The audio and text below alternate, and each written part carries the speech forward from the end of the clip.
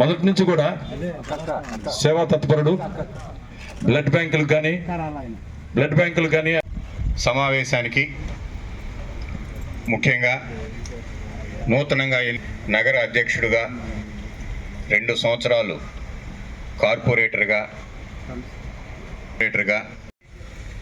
మరి అదేవిధంగా మా రూరల్ నియోజకవర్గ నాయకులు కానివ్వండి, నగర అధ్యక్షుడు బొబ్బల శ్రీనివాస్ యాదవ్ గారు, గౌరవనీయులు బొబ్బల శ్రీనివాస్ యాదవ్ గారికి ప్రత్యేకంగా కృతజ్ఞతలు చెప్తున్నాం. ఎందుకంటే ఆయన విద్యార్థి దశ నుంచి కూడా 78 విద్యార్థి దశ నుంచి కూడా రాజకీయాల్లో ఉండటం జరిగింది.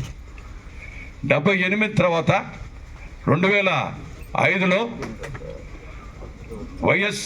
గౌరవనీయులు డాక్టర్ వైఎస్ రాజశేఖర రెడ్డి నియమించబడిన కాంగ్రెస్ సేవాదళ ప్రెసిడెంట్గా కూడా నియమించడం జరిగింది.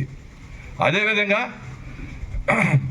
మొట్టమొదటి వైఎస్ఆర్సీపీ సభ్యత్వం తీసుకుంది కూడా మా స్నేహితుడు బొబ్బల శ్రీనివాస్ యాదవ్ గారు. అదేవిధంగా ఆయన 2014లో కార్పొరేటర్గా, 2019లో కార్పొరేటర్గా ప్రజల చేత ఎన్నుకోబడి నియమించబడ్డాడు. మొదటి నుంచి కూడా పెంచలన్నా ఏమనుకోపోకు, నీ పార్టీ వేరు నా పార్టీ వేరు. ఎందుకంటే పెంచిరెడ్డి గారు ఒక్కటి గుర్తుపెట్టుకోవాలి, మీకు నగరాధ్యక్షుడిగా నియమించింది ఎవరు? గౌరవనీయులు ప్రభాకర్ రెడ్డి గారు అని చెప్పారు కదా. మేము గౌరవనీయులు ప్రభాకర్ రెడ్డి గారి దగ్గర పనిచేసిన వాళ్ళమే. మొన్నటిదాకా పనిచేస్తే ఒక్క ప్రెస్ మీట్ ఏదో ఒకటి పెట్టాలి కాబట్టి ఒక్క ప్రెస్ మీట్ పెట్టావన్నా? ఏమన్నా ప్రెస్ మీట్ పెట్టావా? దేనికైనా ఎదుర్కొన్నావా? మన ప్రతిపక్షం వాళ్ళని ఏదన్నా ఒక మాటకి జవాబు ఇచ్చావా? ఏమీ లేదే. నువ్వు మా రూరల్ అధ్యక్షుడిని ఈ విధంగా మాట్లాడటం ఎంతవరకు కరెక్ట్ అన్నా? నువ్వు అందరం ఆ ఫ్యాక్టరీ ఆనం ఫ్యాక్టరీలో నుంచి వచ్చిన వాళ్ళవే, అందరం ఆనం ఫ్యాక్టరీలో నుంచి వచ్చిన వాళ్ళవే. కానీ పదవులు ఒక పక్కేమో పదవులు పెద్ద గొప్పవి కాదు అంటావు, ఇదేమో పదవి రాలేదు అని ఒక మాట చెప్తావు. బొబ్బల శ్రీనివాస్ యాదవ్ గారికి జిల్లా అధ్యక్షులు గౌరవనీయులు కాకాని గోవర్ధన్ రెడ్డి గారు, టౌన్ చంద్రశేఖర్ రెడ్డి గారు, మా అధ్యక్షులైనటువంటి ఆనం విజయ్ కుమార్ రెడ్డి గారు, ఈ ముగ్గురు సహకారంతోనే ఆయనకి అధ్యక్ష పదవి వచ్చిందన్నా. అన్నా ఎవరికి తెలియకుండా మేమేమి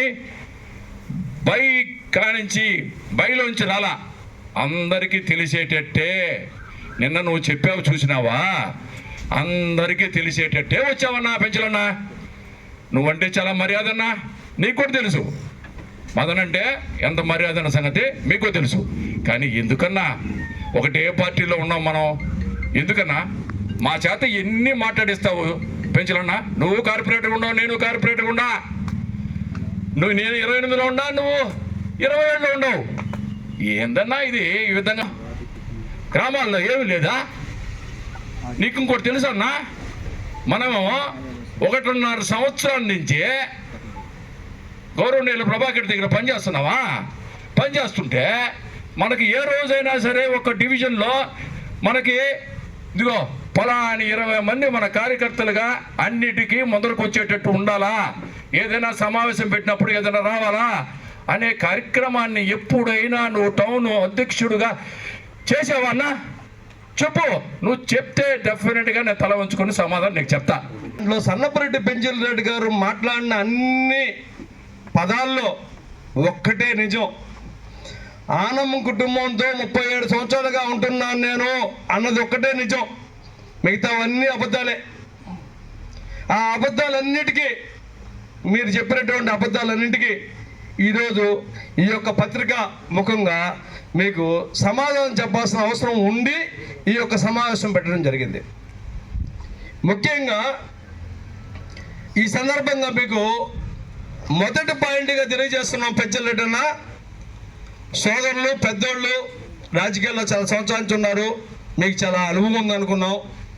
కానీ నిన్నటి మీ మాటలతో ఇప్పటి వరకు వైఎస్ఆర్సీపీ పార్టీలో కానీ ఇతర పార్టీల్లో కానీ మీకు చాలా అనుభవం ఉందని ప్రతి ఒక్కరూ అనుకుంటున్నారు పెంచలేటన్న. కానీ నిన్న మీడియా సమావేశంతో మరి మీ అనుభవం అంతా ఏమైపోయిందనే డౌట్ వచ్చేసింది అందరికీ. ఎందుకంటే మనం మే నెలలో ఎలక్షన్ జరిగాయి, మనకు మే 13, జూన్ 4వ తేదీ ఫలితాలు వచ్చాయి. జూన్ 4న మన విధి మళ్ళీ మన మీద మొత్తానికి గాలి ప్రభావం రకరకాల కారణాలతో మన వైఎస్ఆర్సీపీ పార్టీ ఓడిపోవడం జరిగింది. ఆగస్టు నెలలో మీరు ఇది బాగా గుర్తుపెట్టుకోవాలి పెంచలేటన్నా, ఆగస్టు నెలలో మన వైఎస్ఆర్సీపీ పార్టీ అధినేత అయినటువంటి వైఎస్ జగన్మోహన్ రెడ్డి గారు రాష్ట్ర వ్యాప్తంగా ఉన్నటువంటి వైఎస్ఆర్సీపీ పదవులు అయితేనేమి, రాష్ట్ర పదవులు, జిల్లా పదవులు, కాన్స్టిట్యూన్సీ పదవులు, అనుబంధ విభాగాల పదవులు అన్ని కమిటీలను రద్దు చేయడం జరిగింది. మరి ఈ విషయం మీరు తెలిసి మాట్లాడారో తెలియక మాట్లాడారో తెలియదు, కానీ మీరు ఏదో అనాలి కాబట్టి ఆనవ విజయ్ కుమార్ గారి మీద ఒక నింద వేస్తూ ఆనవ విజయ్ కుమార్ గారు నా నగర అధ్యక్ష పదవి తీసేశారు అని నిన్న తెలియపరచడం జరిగారు. తెలుగు మాట్లాడారు తెలియదు, కానీ అంటే మిమ్మల్ని ఏదో ఆనవ విజయ్ కుమార్ గారు నగర అధ్యక్షుడిగా తీసేశారు అని ఆ బాధతో మీరు నిన్న ప్రెస్ మీట్ పెట్టి మాట్లాడడం జరిగిందని అనుకున్నాం. ఉన్నటువంటి అర్బన్ ప్రాంతంలో ఉన్నటువంటి మున్సిపల్ కార్పొరేషన్ 54 డివిజన్లకి అధిపతి మీరు, ఒక అధ్యక్షుడు అంటే. నగర అధ్యక్షుడిగా ఎంత బాధ్యతలు ఉంటాయంటే మీరు రూరల్లో నగరంలో సమానంగా పనిచేయాల్సినటువంటి నాయకుడు మీరు. అంటే 54 మంది కార్పొరేటర్లు, డివిజన్ అధ్యక్షులు మీ కనుసైకిలతో పనిచేయాల్సిన పార్టీకి పనిచేయాలి.